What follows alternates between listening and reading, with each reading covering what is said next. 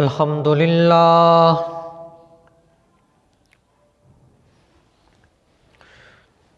الحمد للہ وکفا والصلاة والسلام علی من لا نبی بعد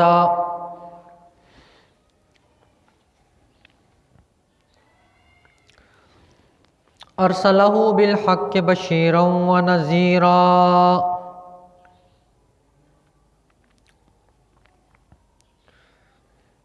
وداعیا الی اللہ بإذنہ وسراجا منیرا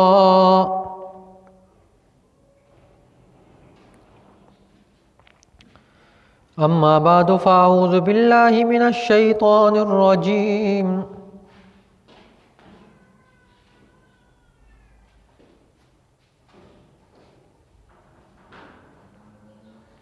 بسم اللہ الرحمن الرحیم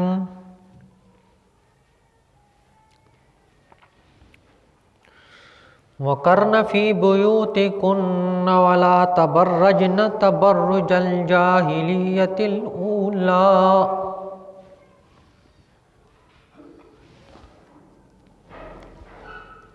آمَنْتُ بِاللَّهِ صَدَقَ اللَّهُ الْعَظِيمُ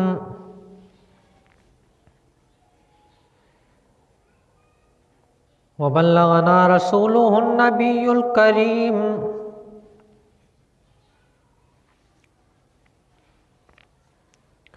وَنَحْنُ عَلَى ذَلِكَ لَمِنَ الشَّاهِدِينَ وَالشَّاكِرِينَ وَالْحَمْدُ لِلَّهِ رَبِّ الْعَالَمِينَ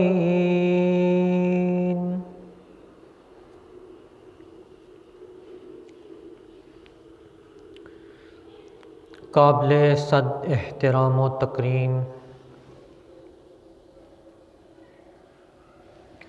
میرے واجب الاحترام دوستوں، بزرگوں،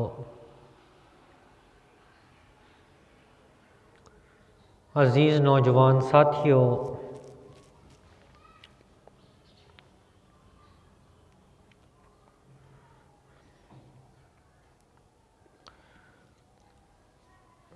آٹھ مارچ کو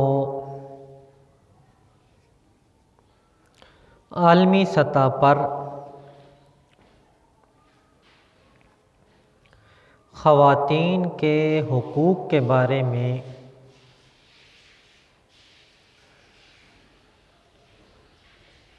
بات ہوتی ہے۔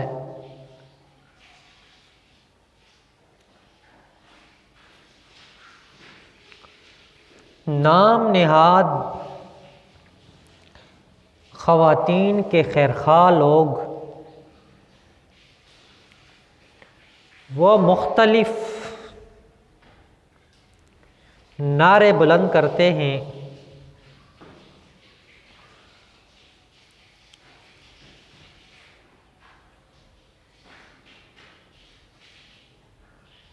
خواتین بھی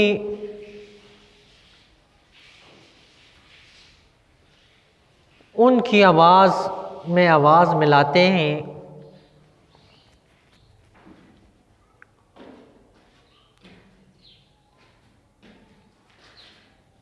ان نعروں میں سے ایک نعرہ گزشتہ دنوں میں آپ نے سنا تھا کہ میرا جسم میری مرضی،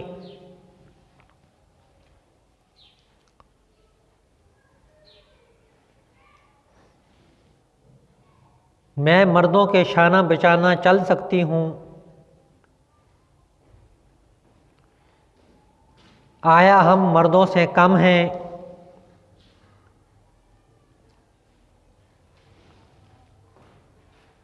جتنا مرد کو حق ہے اتنا ہمیں دیا جائے۔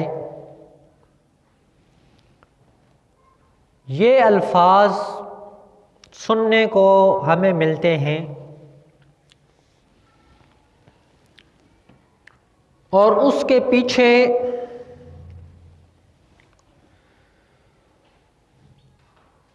ایک بہت بڑی طاقت ہے، کفر کی، جو ان سے یہ الفاظ اگلواتی ہیں۔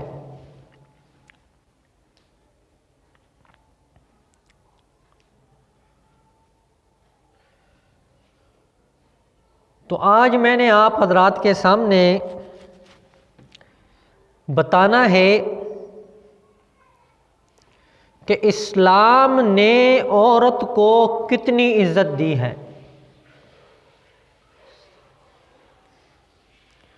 اسلام میں عورت کا کیا مقام ہے،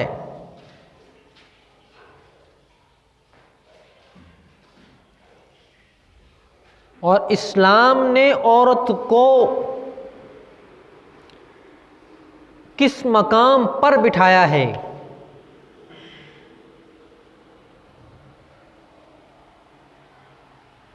مصیبت یہ ہے کہ یہ جو آوازیں آ رہی ہیں یہ اپنے آپ کو مسلمان ثابت بھی تو کریں۔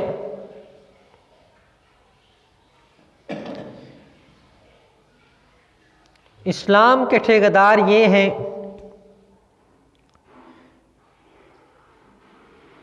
ابھی رمضان آ رہا ہے، آپ سب دیکھیں کہ وہی کنجریاں جو پورا سال ڈانس کرتی ہیں، پورا سال مغلظات بکتی ہیں، پورا سال گندگی ان کی زبان سے نکلتی ہے، جب رمضان شریف آتا ہے تو وہ معلمہ بن کے بیٹھ جاتی ہے، اور ہمارا نوجوان کہتا ہے کہ بڑی زبردست بات کہی ہے اس نے، اور بھائی اس کو دیکھو تو صحیح اس کا عمل کیا ہے، وہ نہیں دیکھنا، بات بڑی اچھی کی ہے جی اس نے۔ حالانکہ عورت کی آواز سننا بھی گناہ ہے، دیکھنا دور کی بات ہے، اس کی آواز سننا بھی گناہ ہے، اور حکم دیا عورت کو کہ اگر بات کرنی پڑ جائے بھی کسی کے ساتھ تو اتنے کرخت لہجے سے کہو کہ دوبارہ اس کی جرت نہ ہو وہ تم سے بات کرے۔ یہ اسلام بتا رہا ہے کرخت لہجے میں بات کرو، اور ہمارے ہاں الٹ ہے، اپنے بھائیوں سے کرخت لہجے میں، اپنے شوہر سے کرخت لہجے میں بات کرے گی،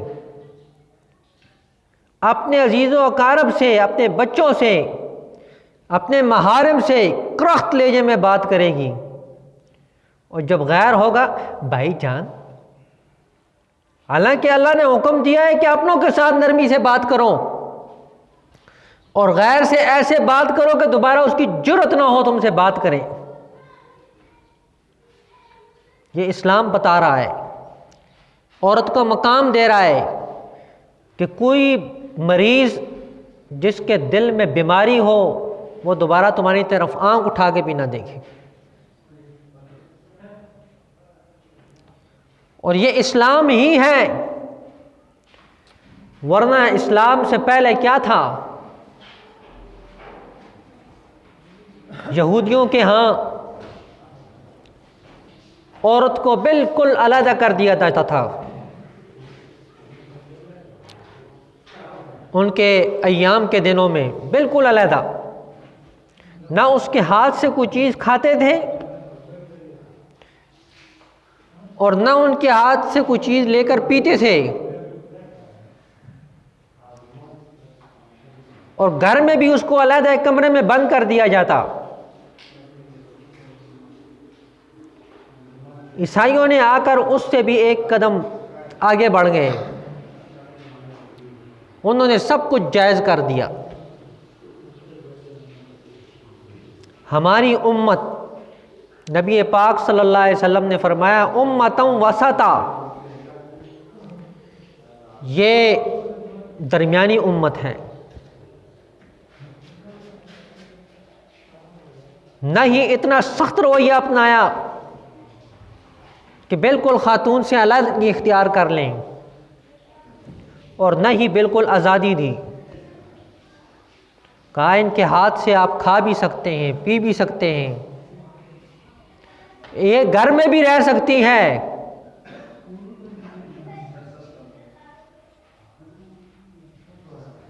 تو یہ اسلام نے مقام دیا ہے. اسلام نے عورت کو عظمت دی ہے. اور مشرکین مکہ کے ہاں کیا ہوتا تھا؟ بیٹی پیدا ہوئی، اس کو زمین میں گاڑ دیا. ٹیپا سے ورشا لگ یار جماعت تے سب جنید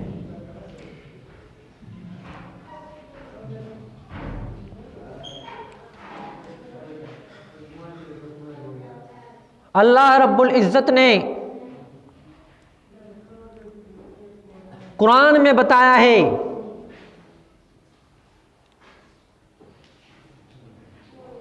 فرمایا وَإِذَا الْمَوْءُودَةُ سُئِلَتْ، وہ جو بچیاں انہوں نے گاڑی ہیں زمین کے اندر، قیامت کے دن وہ بھی ان سے سوال کریں گی کہ تم نے ہمیں کس جرم میں زمین میں گاڑا تھا. یہ مشرکین مکہ عورتوں کو زمین میں گاڑ دیتے تھے.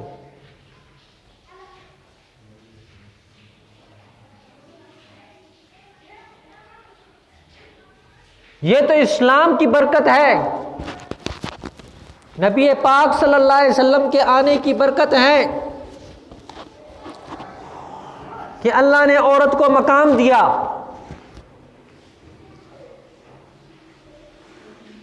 اور اللہ نے عورت کو عزت دی. نبی پاک صلی اللہ علیہ وسلم نے فرمایا کہ جس شخص نے 3 بیٹیوں کو پالا، اس کے ماتھے پہ شکن نہیں آیا، ان کو بڑا کیا، ان کی خدمت کی، ان کو پڑھایا لکھایا، اور اس کے بعد ان کی شادی کی، قیامت کے دن وہ میرے ساتھ ایسے ہو جائے گا جیسے یہ 2 انگلیاں برابر ہیں، دونوں اکٹھی ہیں. امی عائشہ صدیقہ رضی اللہ تعالیٰ عنہ پاس بیٹھی ہوئی تھیں، انہوں نے ہمارے لیے آسانی کر دی. انہوں نے عرض کیا یا رسول اللہ اگر کسی کی 2 بیٹیاں ہوں اس کے لیے کیا حکم ہے؟ آپ نے پھر وہی الفاظ دہرائے اور فرمایا جس نے ان کی خدمت کی، ان کی شادی کی، قیامت کے دن وہ میرے ساتھ ایسے ہوگا جیسے میری یہ 2 انگلیاں برابر ہیں، وہ میرے برابر ہوگا.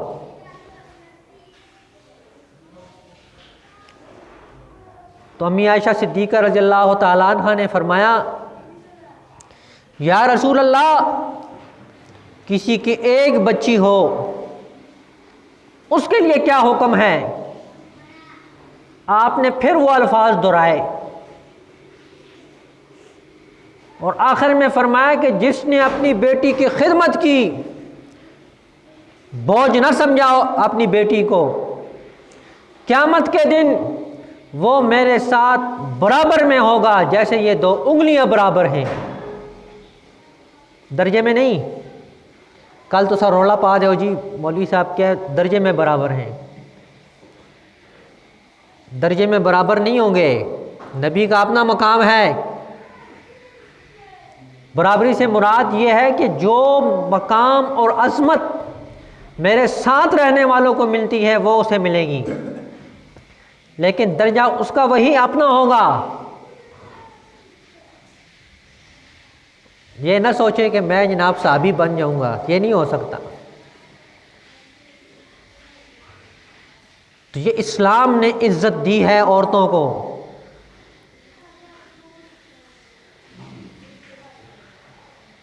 اور اللہ نے حکم دیا کہ عورتوں کو اپنے گھروں میں ٹھہراؤ. پردے کا حکم دیا. قرآن میں واضح الفاظ میں کہا لِأَزْوَاجِكَ وَبَنَاتِكَ، وَنِسَاءِ الْمُؤْمِنِينَ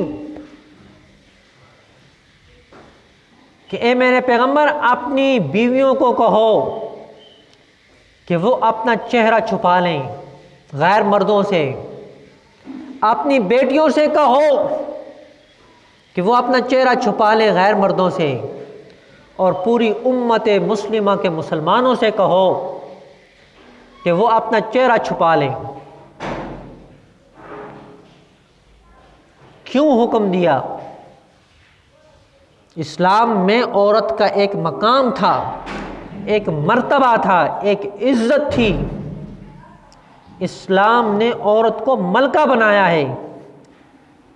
کبھی کسی نے ملکہ کو دیکھا ہے؟ بادشاہ کی بیوی کو کسی نے دیکھا ہے؟ آج کل کے بادشاہ نہیں، جو اللہ ہی معاف کرے، ان کو کون بادشاہ کہتا ہے؟ تو اسلام نے تمام مردوں کی عورتوں کو ملکہ بنا دیا۔ یہ اسلام نے عزت دی ہے عورت کو۔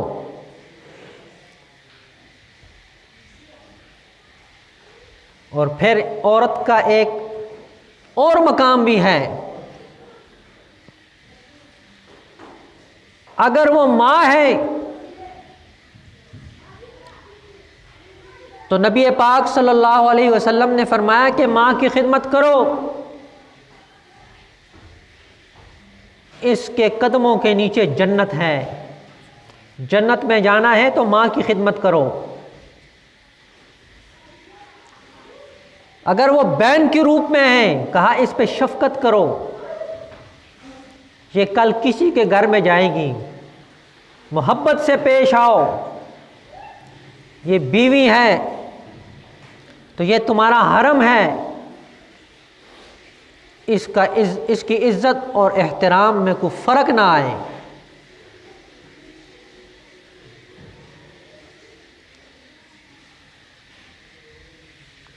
اور خاتون دیندار بھی ہو تو پھر تو اس کے اور بھی بہت سارے انعامات ہیں۔ ایک بات کر کے اپنی بات کو چلاتا ہوں۔ حضرت ثعلبہ رضی اللہ تعالیٰ عنہ بڑے عظیم صحابی ہیں۔ وہ نماز پڑھنے آتے، نماز پڑھ کے فوراً واپس۔ مغرب کی نماز میں جب اسلام پھیرتے دونوں طرف تو وہ بھاگ پڑتے گھر کی طرف۔ صحابہ اکرام رضی اللہ تعالیٰ عنہ نے دیکھا کہ یہ ہمارا ساتھی نماز ختم ہوتی ہی بھاگ جاتا ہے، لہذا تحقیق کرنی چاہیے کیا مسئلہ ہے اس کو۔ باقی نمازوں میں ہمارے ساتھ ہوتا ہے، فجر میں، ظہر میں، عصر میں، عشاء میں، مغرب کی نماز ہوتی ہے تو یہ بھاگ پڑتا ہے، کیا وجہ ہے؟ نبی پاک صلی اللہ علیہ وسلم نے فرمایا ثعلبہ بیٹھ جاؤ۔ اب مغرب کی نماز میں ان کو بٹھا لیا، بعد میں پوچھا کہ کیا بات ہے، تم ساری نمازوں میں ہمارے ساتھ ہوتے ہو لیکن مغرب میں آپ بھاگ جاتے ہیں؟ تو اس صحابی نے کہا کہ مجھے بتاتے ہوئے شرم آتی ہے، لیکن آپ نے پوچھا ہے تو چلو میں آپ کو بتا دیتا ہوں۔ کہا کہ یہی ہمارے پاس جو ایک کپڑا آپ کو میرے زیب و تن نظر آ رہا ہے، یہ ایک ہی جوڑا ہے ہمارے پاس، میاں بیوی دونوں کے پاس ایک ہی جوڑا ہے۔ صبح کی نماز پڑھنے میں آتا ہوں، اس نے ایک کھڈا بنایا ہوا ہے، اس میں بیٹھ جاتی ہے، میں نماز پڑھ کے جاتا ہوں، پھر کپڑے اسے دیتا ہوں، وہ نماز پڑھ لیتی ہے، میں اس کھڈے میں بیٹھ جاتا ہوں۔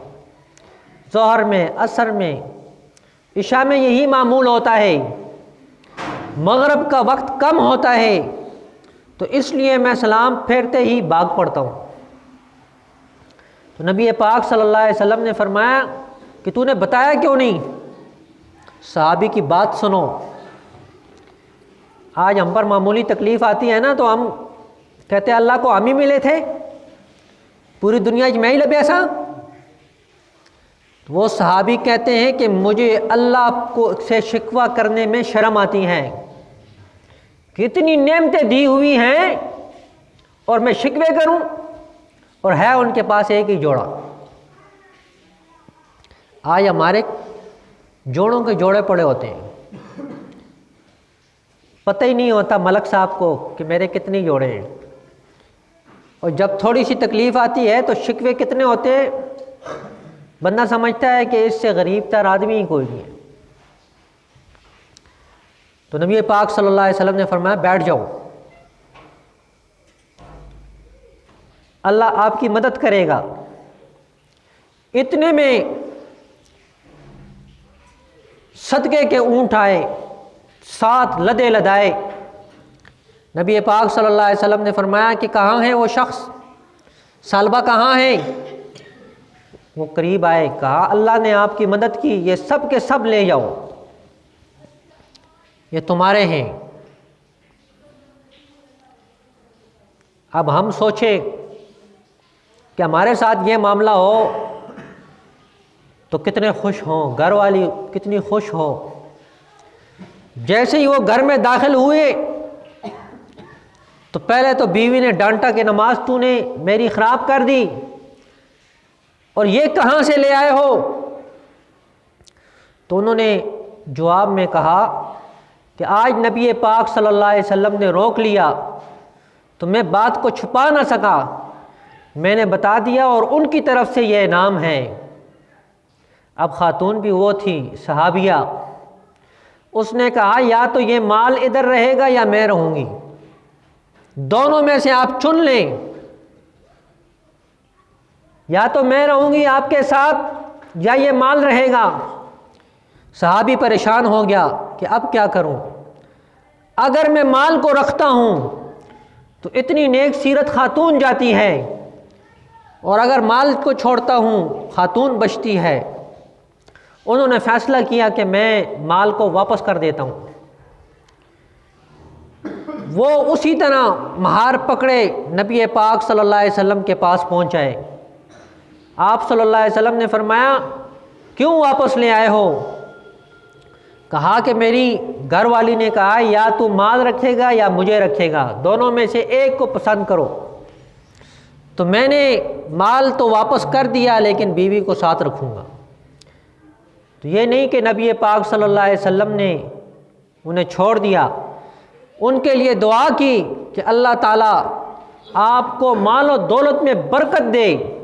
ایک وقت آیا کہ ان کے ریوڑ چلا کرتے تھے، یہ بھینسوں کے، گائے وغیرہ کے، اتنی ان پر مال کی فراوانی آ گئی۔ تو یہ کس نے دیا ہے؟ اسلام نے دیا ہے۔ اسلام نے عظمت دی ہے عورت کو کہ اس نے مال کو تو قربان کر دیا، توکل کو نہیں چھوڑا۔ اور یہی وجہ ہے کہ اللہ رب العزت نے خاتون کو حکم دیا گھر میں رہو، تمہارا کام ہے گھر میں رہنا، اور تمہاری ضروریات کو پورا کرنا مرد کا کام ہے، چاہے وہ تیرا خاوند ہے، چاہے وہ تیرا والد ہے، چاہے وہ تیرا بھائی ہے، چاہے وہ تیرا بیٹا ہے، لیکن وہ تیری ضروریات کو پورا کرے گا۔ اور اللہ نے عظمت اسلام میں عورت کو دی ہے۔ یہ ابھی آگے 8 فروری آ رہی ہے، اس میں آپ حضرات دیکھیں گے، اکثر نے مشاہدہ کیا ہے کہ یہ کیا ہوگا۔ یہ ہمیں اپنے آپ کو بھی بچانا ہے، اپنے گھر والوں کو بھی بچانا ہے۔ تو وہ ایسے نہیں ہوتا، وہ تب ہوتا ہے کہ ہم اسلام کو خود بھی پڑھیں اور گھر والوں کو بھی پڑھائیں۔ اسلام کے ساتھ خود بھی محبت کریں، گھر والوں کو بھی سکھائیں۔ ورنہ پھر یہی ہوتا ہے کہ ایک آدمی آخر میں آتا ہے اور پھر جا کر چوک میں کھڑا ہو کے کہتا ہے جی مولوی صاحب قرآن نہیں بیان کرتا ہے. پھر یہی ہوگا. وہ بھائی تو نے قرآن سنا کب ہے؟ تو 2 منٹ پہلے آیا ہے اور وہ بھی آتے ہوئے گھڑی کو دیکھنا شروع کر دیتا ہے. تجھے کیا پتہ چلے گا؟ اور جو شخص شروع سے بیٹھا ہوتا ہے وہ گھڑی کی طرف نہیں دیکھتا، اس کو پتہ ہوتا ہے کہ یہ بات کہاں سے چلی ہے، کب ختم ہوگی. تو میرے واجب الاحترام دوستو بزرگوں، ابھی آسانیاں ہو گئی ہیں. آپ سب کے پاس موبائل ہے، تو آپ اس میں جو ہے اسلام میں عورت کا مقام، یہ کتابیں مختلف قسم کی کتابیں اس پہ آ گئی ہیں، وہ خود بھی پڑھیں اور اپنے گھر والوں کے سامنے بھی پڑھیں تاکہ ان کے دل میں اسلام کی عظمت پیدا ہو.